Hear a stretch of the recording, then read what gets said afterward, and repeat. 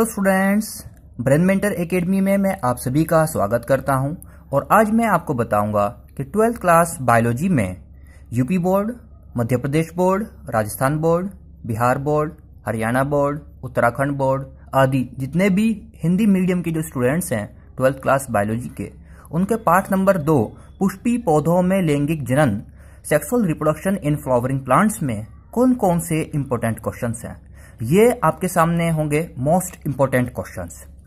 जो long questions हैं वो भी, और लघु उत्तरीय प्रश्न दो प्रकार के होते हैं, फर्स्ट टाइप के, सेकंड टाइप के, वो दोनों, और वेरी शॉर्ट, चारों प्रकार के प्रश्न आपके सामने होंगे। तो ठीक है, हम शुरू करते हैं। सबसे पहले इसमें हम देखते हैं कि आपके सामने एक नोट लिखा है। ये प्रश्न मात्र परीक्षा की तैयारी के लिए हैं, मतलब कि ये प्रश्न है जिनसे आप अपनी परीक्षा की तैयारी कर सकते हो, बोर्ड में आने के चांस बहुत ज्यादा हैं इन्हीं प्रश्न में से। तो ठीक है, हम शुरू करते हैं। प्रश्न नंबर 1 जो कि आपका लॉन्ग क्वेश्चन है, 5 नंबर का सवाल होगा ये आपके लिए। पहला सवाल, चित्रों की सहायता से लघु बीजाणु जनन का वर्णन कीजिए। आपको क्या करना है इसके अंदर कि जो लघु बीजाणु जनन होता है, माइक्रोस्पोरोजीनेसिस, यानी पोलन ग्रेन्स बनने की जो प्रोसेस होती है उसको हम लघु बीजाणु जनन कहते हैं। इस प्रोसेस का वर्णन करना होगा और साथ में इसमें चित्र भी बनाने होंगे। तो 5 नंबर के लिए आपका ये सवाल होगा। यह है आपका लॉन्ग क्वेश्चन, पूछा जा सकता है। नाउ प्रश्न नंबर 2, गुरु बीजाणु जनन के विकास पर टिप्पणी लिखिए। गुरु बीजाणु जनन होता है मेगास्पोरोजीनेसिस। ओव्यूल बनता है, जो फ्लावर के अंदर फीमेल रिप्रोडक्टिव ऑर्गन का पार्ट होता है ओव्यूल, वह बनने की जो प्रोसेस होती है उसको मेगास्पोरोजीनेसिस या गुरु बीजाणु जनन कहते हैं। उसके विकास पर आपको टिप्पणी लिखनी है। बेहतर होगा कि इसमें भी आप चित्र बनाएं। यह भी आपका लॉन्ग क्वेश्चन है, 5 नंबर का है। नाउ प्रश्न नंबर 3, परागकोश की अनुप्रस्थ काट का नामांकित चित्र बनाइए। परागकोश जो एंथर होता है, एंथर की ट्रांसवर्स सेक्शन जो होता है, टीएस को ही हम अनुप्रस्थ काट बोलते हैं, उसका नामांकित चित्र बनाना होगा। यहां पर आपको केवल चित्र बनाने के लिए बोला गया है। आप इसमें चित्र बनाएं, और चित्र जब भी आप बनाएं किसी भी प्रश्न में या किसी भी विषय में, जब भी आप कोई चित्र बनाते हो उसको नामांकित जरूर करें, यानी कि उसमें कुछ नाम जरूर लिखें कि ये पार्ट्स उसके क्या कहलाते हैं, और उसका जो मेन डायग्राम का जो मेन नाम होता है उसके नीचे उसे जरूर लिखें। और साथ में आप चाहो तो कुछ लाइन्स लिख सकते हो, बहुत ज्यादा नहीं लिखनी है।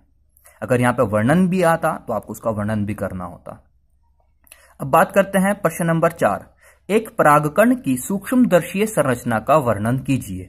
परागकण जो होता है पोलन ग्रेन, उसकी सूक्ष्मदर्शीय संरचना, पोलन ग्रेन कैसा होता है उसकी संरचना बनानी है। उसके अंदर आपको 2 वॉल दिखाई देती हैं, एक्साइन और इंटाइन, और इसके अंदर आपको 2 सेल दिखाई देते हैं, वेजिटेटिव सेल, जनरेटिव सेल। तो ये सब आपको इसमें बनानी होंगी और उसका वर्णन भी करना होगा। यह 3 नंबर का आपका सवाल होगा। प्रश्न नंबर 5, एक प्रारूपी बीजांड की संरचना का सचित्र वर्णन कीजिए। यह प्रश्न 3 नंबर का होगा। प्रारूपी बीजांड यानी कि एक टिपिकल ओव्यूल, ओव्यूल जो कि ओवरीज के अंदर पाए जाते हैं। ओव्यूल भी 6 प्रकार के होते हैं। यहां पर आप एनाट्रोपस ओव्यूल बना सकते हो। उसकी चित्र बनाना है और चित्र बनाने के साथ साथ उसको वर्णन भी करना होगा। 3 नंबर का आपका यह सवाल है। कोशिश करें हमेशा कि आप एनसीईआरटी के सभी चित्रों की प्रैक्टिस कर लें, और जब भी आपकी परीक्षा में पूछा जाए तो आप कौन सा चित्र बनाएं जो एनसीईआरटी में दिया गया है। एनसीईआरटी में चित्र बहुत ही क्लियर दिए हुए हैं। नाउ प्रश्न नंबर 6, परिपक्व भ्रूण कोश मादा युग्मकोद्भिद की व्याख्या कीजिए। भ्रूण कोश को हम मादा युग्मकोद्भिद भी बोलते हैं, और इसे हम इंग्लिश में बोलते हैं फीमेल गैमेटोफाइट या एम्ब्रियोसेक। उसकी व्याख्या करनी है और आपको उसका चित्र भी बनाना होगा। अब बात करते हैं प्रश्न नंबर 7, परागण क्या है। परागण को बोलते हैं पॉलिनेशन। इसके प्रकारों का वर्णन कीजिए। यह 3 प्रकार का होता है, ऑटोगेमी, गिटनोगेमी एंड जीनोगेमी। इन तीनों के प्रकारों का आपको वर्णन करना होगा। 3 नंबर का सवाल होगा ये।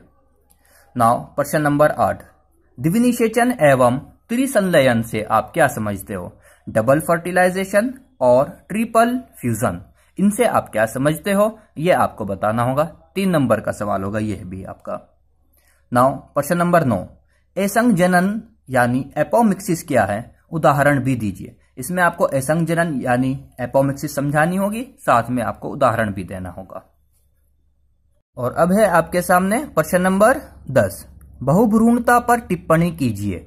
बहुभ्रूणता बोलते हैं हम पॉली एम्ब्रियोनी को। पॉली एम्ब्रियोनी क्या होती है? जब एक सीड के अंदर एक से ज्यादा एम्ब्रियो पाए जाते हैं तो उसको हम बहुभ्रूणता कहते हैं। उस पर आपको टिप्पणी भी लिखनी होगी। 2 नंबर का सवाल होगा ये भी आपका।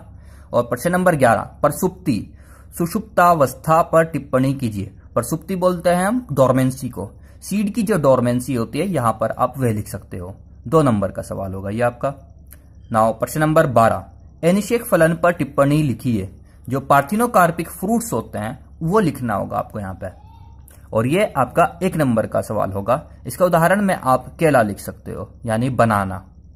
प्रश्न नंबर 13, अपयुग्मक यानी एपोगेमी यह किसे कहते हैं? यानी एपोगेमी क्या होती है आपको यह बताना होगा। ये होता है जब गेमिटोफाइट से स्पोरोफाइट बन जाता है बिना फर्टिलाइजेशन के, तो उसे हम एपोगेमी या अपयुग्मक कहते हैं। तो स्टूडेंट्स, आपके सभी 13 प्रश्न पूरे हो चुके हैं जो मोस्ट इंपॉर्टेंट हैं। सभी प्रकार के प्रश्नों को इसके अंदर लिया गया है और जो मोस्ट इंपॉर्टेंट है वो हैं ये। और इन सभी के इनमें से ही आने की ज्यादा से ज्यादा चांस हैं। तो आप इनकी अच्छे से प्रैक्टिस कर लें और आप कमेंट्स कर हमें यह बताएं कि आपको हमारे ये क्वेश्चंस आपको कैसे लगे हैं। और जब आप प्रैक्टिस कर लें तो इनके आंसर भी आप हमें शेयर कर सकते हो। हमारे चैनल को सब्सक्राइब जरूर करें, वीडियो को लाइक करें और शेयर करें। धन्यवाद।